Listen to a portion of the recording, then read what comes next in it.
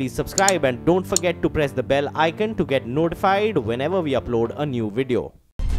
और इस वक्त एक बड़ी खबर आ रही है। देश में बढ़ती भीड़ की हिंसा के बीच केंद्रीय मंत्री महेश शर्मा ने ये दलील दी है कि देश में कहीं भीड़ की हिंसा नहीं हो रही। महेश शर्मा ने यह भी दावा किया है कि केंद्र और राज्य सरकार पूरी तरह से सतर्क हैं और भीड़ की हिंसा कहीं ना हो। सरकार इस तरह की घटनाओं के खिलाफ है।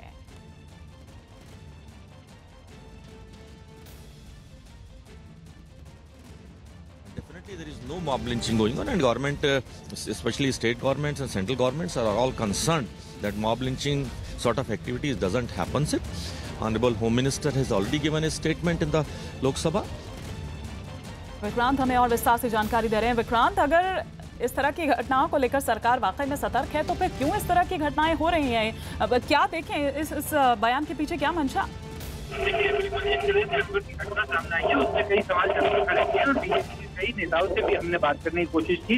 उनका कहना है कि सरकार अपनी तरफ से कार्रवाई कर रही है, लेकिन एक जो बड़ा कारण निकल के सामने आ रहा है कि एक तो ये सीमावर्ती इलाका है और यहाँ पर कई बार ऐसा होता है कि पशु चोरी की कुछ घटनाएं, कहना है सूत्रों का, कि वो सामने आती है और उसी के चक्कर में इस तरह की घटनाएं सामने आती है। लेकिन ये सबसे बड़ा सवाल ये उठता है कि आखिर पुलिस को सूचना देने की जगह जब भीड़ अपने हाथ में कानून ले लेती है, अगर चोरी की भी कोई घटना सामने आती है, वैसे तो इस घटना में वो आदमी खरीद करके ले जा रहे थे, लेकिन अगर चोरी की भी घटना है तो पुलिस को जानकारी देने की बजाय जो एक भीड़ लगातार वहां पर इस तरीके की घटनाएं कर रही है, उसको सवाल उठते हैं। और जिस तरीके से सुप्रीम कोर्ट ने भी अपना आदेश दिया था कि विशेष कानून इसके लिए अलग से बनाया जाए, तो वो भी चीज सामने आई है। और साथ साथ जो पुलिस के ऊपर भी इस घटना में सवाल काफी उठ रहे हैं कि पुलिस ने उतनी फुर्ती नहीं दिखाई। कि ये भी खबरें आ रही हैं कि जब तक उसको अस्पताल ले जाया गया उसमें काफी देर हो गई, तो इन सब चीजों का जांच के बाद ही साफ होगा। लेकिन इस बात से भी नहीं इनकार किया जा सकता है कि इस तरह की घटनाएं लगातार हो रही हैं, बजाय इसके बावजूद इसके कि प्रधानमंत्री कई बार इस तरह की बात इस पर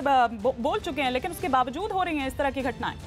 देखिए, बिल्कुल बड़ा सवाल यही उठता है कि पीएम खुद बोल चुके हैं, साथ साथ सुप्रीम कोर्ट ये कड़ी डायरेक्शन इशू कर चुकी है कि इस तरह की घटनाओं को रोकने के लिए कानून बनाया जाए, लेकिन बावजूद उसके अगर इस तरह की घटनाएं हो रही हैं तो कहीं ना कहीं राज्य सरकारों पर बड़ा सवाल उठता है, क्योंकि कानून व्यवस्था पूरी तरीके से उनके पास है। और अगर कानून व्यवस्था का भय नहीं बन पा रहा है लोगों में और वो अपने हाथ में कानून को ले रहे हैं, तो निश्चित तौर पर राज्य सरकारों की कानून व्यवस्था पर बड़ा सवाल खड़ा होता है। निश्चित रूप से एक बड़ा सवाल यहाँ खड़ा होता है। शुक्रिया विक्रांत। तो ये महेश शर्मा केंद्रीय मंत्री जो ये कह रहे हैं कि देश में बढ़ती भीड़ की हिंसा ऐसी नहीं हो रहा है, ऐसा कुछ भी, ये दलील दी है उन्होंने। और उन्होंने ये भी कहा है कि राज्य सरकार और केंद्र सरकार पूरी तरह सतर्क है कि इस तरह की घटनाएं कहीं ना हो। इस तरह की घटनाओं के खिलाफ है सरकार।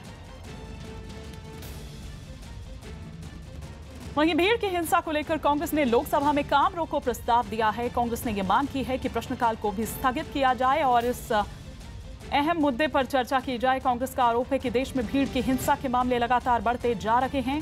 कांग्रेस ने नोटिस देते हुए ये कहा है कि राजस्थान, मध्य प्रदेश और देश के दूसरे हिस्सों में भी भीड़ की हिंसा हो रही है, जो कि गंभीर मुद्दा है और इस पर चर्चा होनी चाहिए।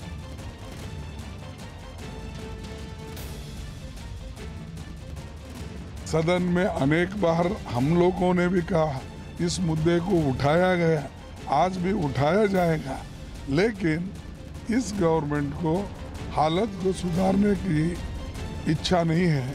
मध्य प्रदेश के हमारे एमपी हैं, उन्होंने भी उसको लिंचिंग का डाला है, राजस्थान के भी डाले हैं और हमारे सभी लोग इसके बारे में एक एडजमेंट नोटिस दिए हैं। देखेंगे, चर्चा तो करेंगे, हम वो प्रेस करेंगे। इधर अलवर में भी गाय के नाम पर मार दिए गए मामले में अब एक नया मोड़ आ गया है। हिंदू संगठन से जुड़े एक चश्मदीद के आरोपों के बाद पुलिस की भूमिका पर सवाल खड़े हो गए हैं। इतना दावा किया जा रहा है कि अलवर पुलिस ने पहले गायों को गौशाला पहुंचाया, उसके बाद रकबर को इलाज के लिए अस्पताल लेकर पहुंची। चश्मदीद का यह भी दावा है कि मारे गए आदमी रकबर खान को पुलिस ने घटना के बाद 3 घंटों तक खाने में ही रखा। उधर डॉक्टर ने भी यह दावा किया है कि अगर रकबर खान को वक्त रहते उनके पास लाया गया होता तो उसकी जान बच जाती। इस मामले में पुलिस की भूमिका पर सवाल उठने के बाद अब जांच जयपुर पुलिस को सौंपी गई है।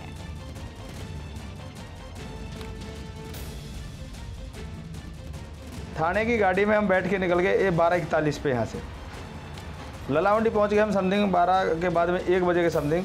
वहाँ जाके हमने देखा कि जो कुछ गांव के लोग थे जो मारपीट कर रहे थे वो वहाँ से फरार हो गए।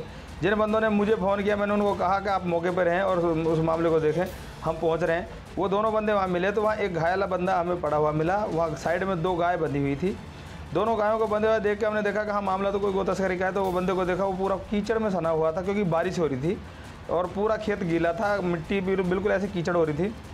जाके हमने उसको देखा, उसको वहाँ से उठाया तो ठीक था, मतलब घायल था, उसको मारपीट तो हुई थी, ऐसे नहीं, वो बिल्कुल एकदम दुरुस्त था। वहाँ से उसको लेके आए, उसको फिर जैसे कीचड़ में था तो बाहर लाके रोड के ऊपर नहलाया है। नहलाने के बाद गाड़ी में बिठा के उसको लेके आए हैं।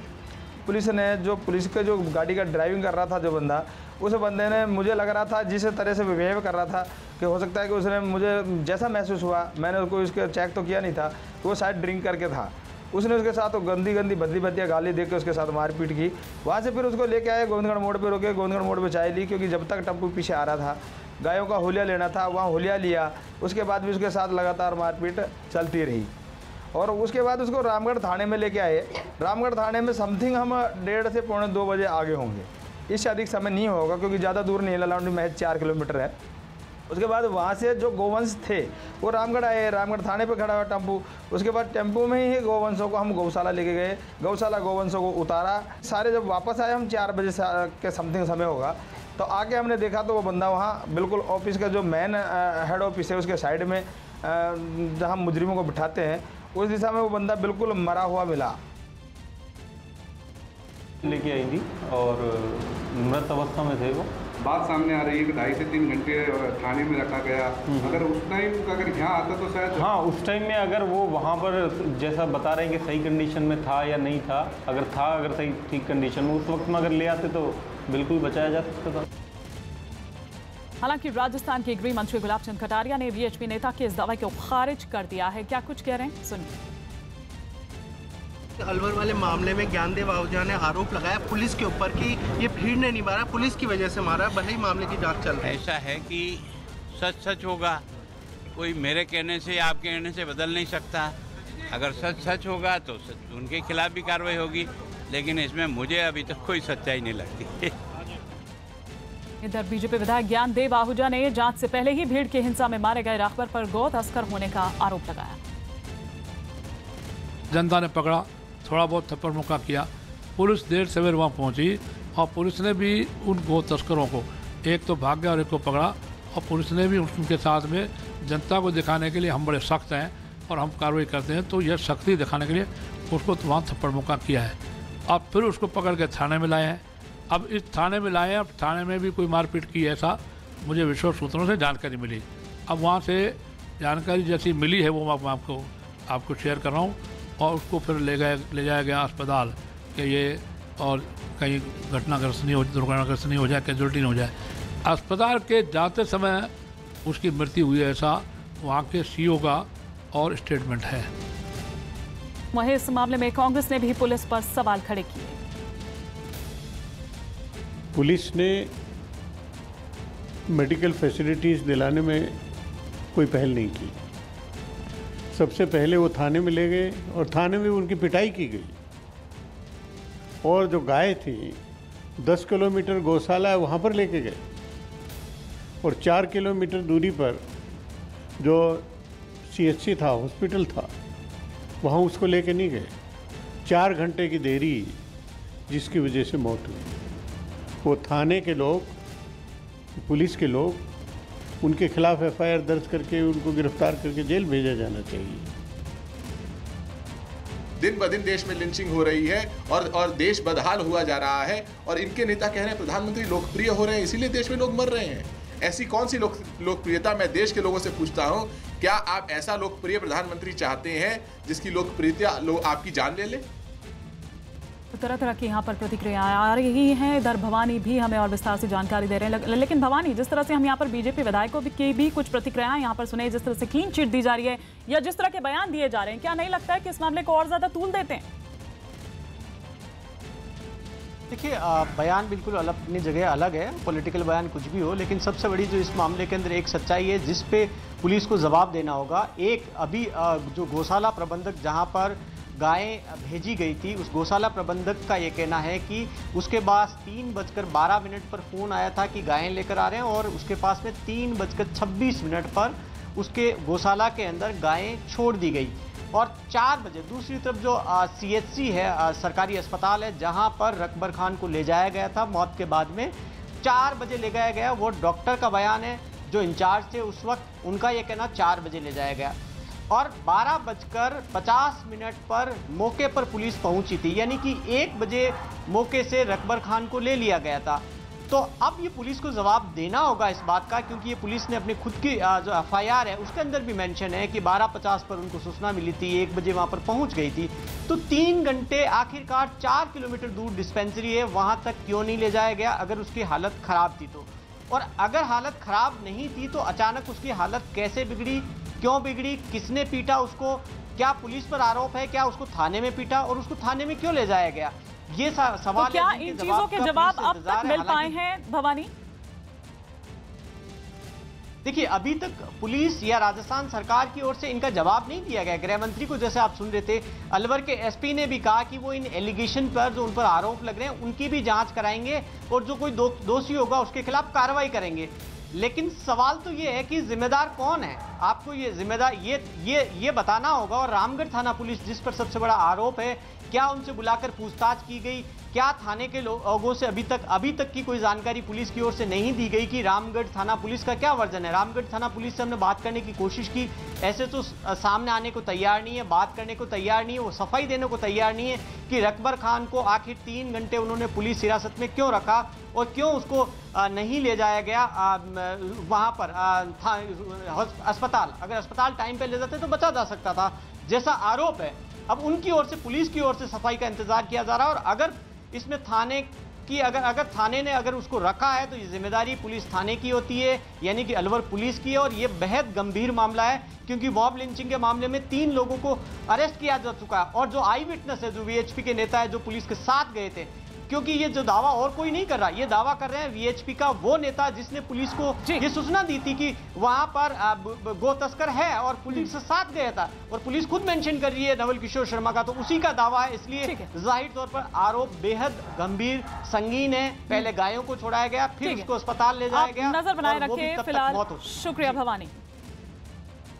और इधर सुप्रीम कोर्ट ने अलवर में हुई रकबर की हत्या के मामले में 20 अगस्त को सुनवाई करने का फैसला किया है। सुप्रीम कोर्ट में अलवर केस को लेकर याचिका दायर की गई थी, जिसके बाद कोर्ट ने इसे अवमानना का मामला मानते हुए सुनवाई का फैसला किया है। तहसीन पूनावाला ने याचिका दायर करते हुए आरोप ये लगाया कि पुलिस ने पीड़ित की सुरक्षा के लिए कोर्ट के निर्देशों का पालन नहीं किया। तो सुप्रीम कोर्ट ने अलवर में हुई जो रकबर की हत्या मामला है, इसमें 20 अगस्त को अब सुनवाई करने का फैसला किया है। सुप्रीम कोर्ट में अलवर केस को लेकर याचिका दायर की गई थी, जिसके बाद कोर्ट ने इसे अवमानना का मामला मानते हुए सुनवाई का फैसला किया।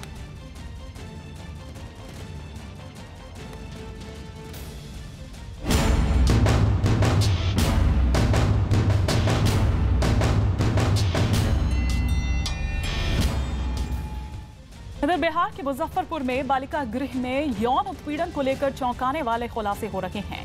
मामला सामने आने के करीब 50 दिन बाद अब ये बात सामने आई है कि बालिका गृह में 21 लड़कियों का रेप हुआ है।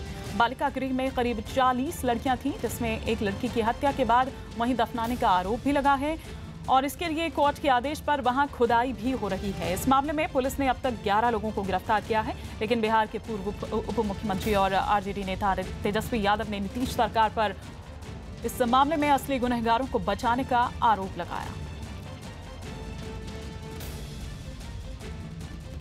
दरअसल इस साल मई महीने में Tata institute of social science की रिपोर्ट आई थी और इस रिपोर्ट में बालिका गृह को लेकर सवाल खड़े किए गए थे।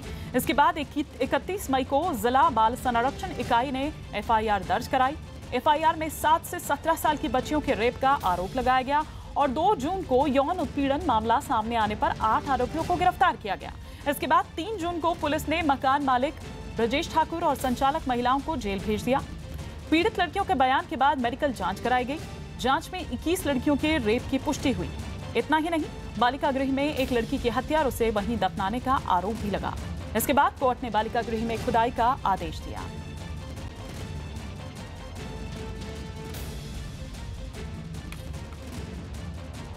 मतलब सफेद पोस्ट लोगों की भूमिका हो सकती है, हो सकती है, अगर एविडेंस आया तो उनके खिलाफ कार्रवाई करेंगे। नहीं, चूंकि पुलिस से जांच चल रहा है, ये इस मामले पर अभी कुछ नहीं बोलेंगे, लेकिन इतना तो तय है कि इसमें बड़े लोग की भूमिका से इनकार नहीं कर सकते। जैसे जैसे साक्ष्य आता जाएगा, चाहे वो कोई लोग हों, छोटे हों, बड़े हों, मंझले हों, सब पे कार्रवाई होगी।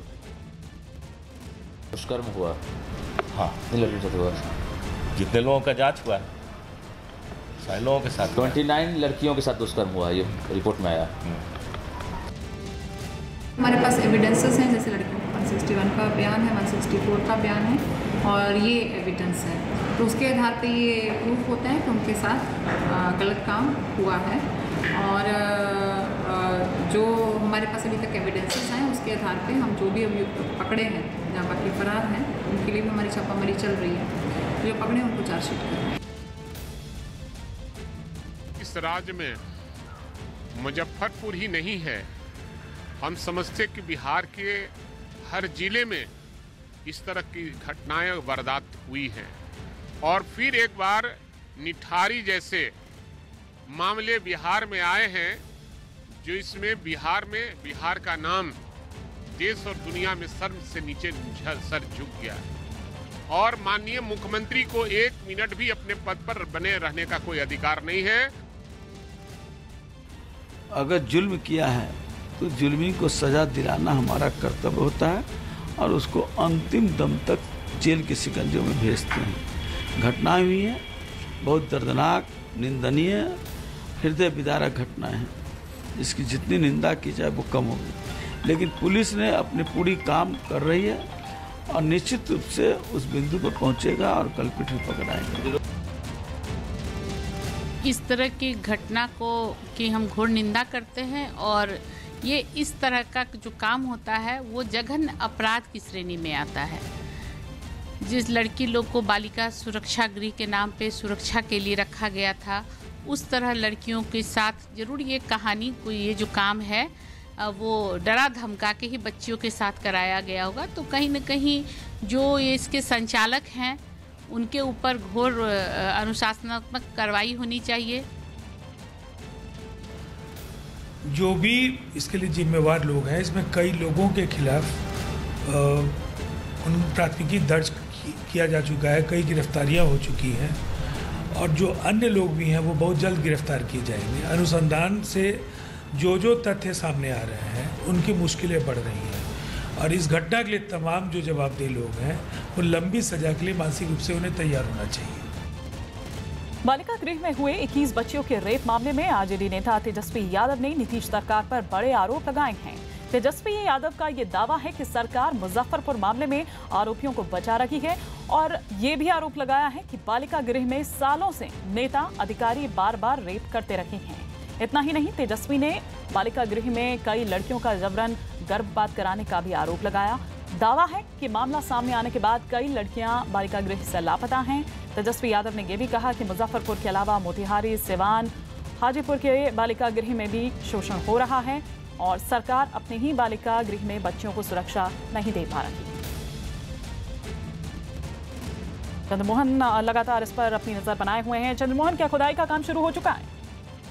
बस सबसे थोड़ी देर बाद यहाँ पर खुदाई के लिए टीम पहुंच रही है, जिसमें एक पुलिस का दस्ता है, साथ में मजिस्ट्रेट एक तैनात किए गए हैं, और कई लेबर यहाँ पर पहुंचने वाले हैं। अब से थोड़ी देर बाद जो हमारी बात पुलिस अधिकारियों से हो पाई है उसके मुताबिक, और कहा जा रहा है कि यह टीम तब बनाई गई थी जब यह शिकायत मिली थी, और लड़कियों ने 164 के बयान में यह कहा था कि यहाँ पर एक लड़की की पीट कर हत्या कर दी गई है, और उसके बाद इसी कैंपस में उसको दफना दिया गया है। तो अब टीम यहाँ पर पहुंचेगी, जिसके बाद यहाँ पर खुदाई शुरू होगी।